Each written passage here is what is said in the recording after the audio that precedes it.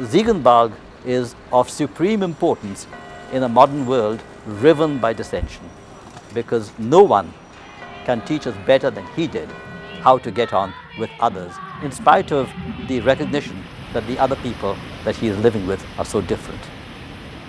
My name is Brijraj Singh, and I am a Professor Emeritus at Ostos Community College, which is one of the colleges of the City University of New York.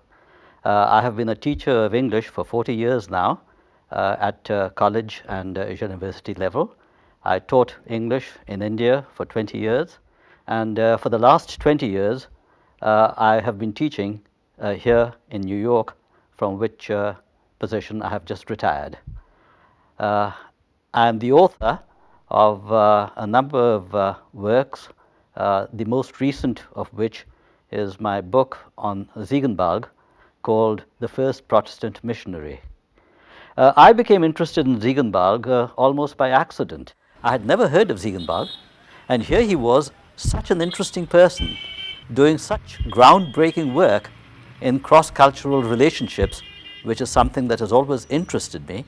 I realized that there was a lot to be discovered, and a book could be done on him. So I chose to do the book. We are a globe-trotting world now. Now, ironically, you would have thought that the more people come in contact with one another, the more one group of people gets to know another group of people, the more they would understand one another, learn to live with one another, or be understanding of other cultures, other ways of thought, and other ways of life. And yet, unfortunately, what we see is that the more people meet others, the more tensions and frictions develop. When you go back to Ziegenbalg, no one could have been more other to the Tamils among whom he worked than he was. And no one could have been more other to him than were the Tamils. In every way, they were polar opposites.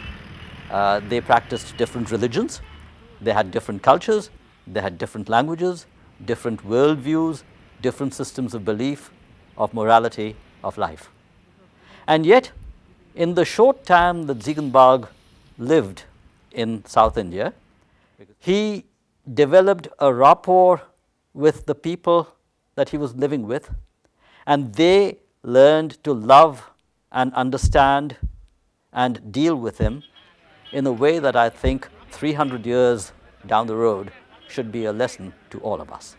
I would hope that everybody would see this documentary, because what Ziegenbalg has to teach is not a religious lesson meant for one community or one group or another, but a lesson in humanity, a lesson in getting along with people, a lesson in what it means for any human being to live in harmony with other people who may be very different from him, and to respect them, to try and understand them, and to try and get across one's own message to them without in any way denying one another's humanity.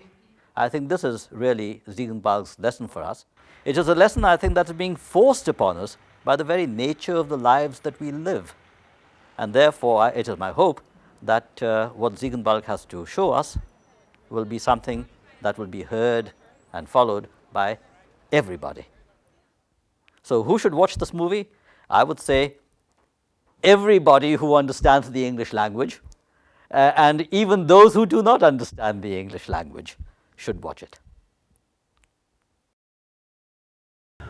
I am Uday Kumar, Vice President of the Madras Printers and Lithographers Association.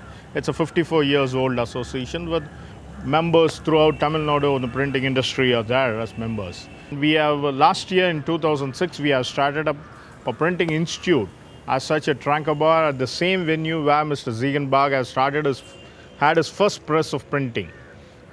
Commemorating the 300 years, this institute is going to be a boon to the printing industry, since we are training people, boys and girls, into the printing industry. The first course on is screen printing. To achieve the Ziegenbalg's mission, this documentary, making a documentary will help it out. And I request all others to join in the mission to achieve the mission of Mr. Ziegenbalg.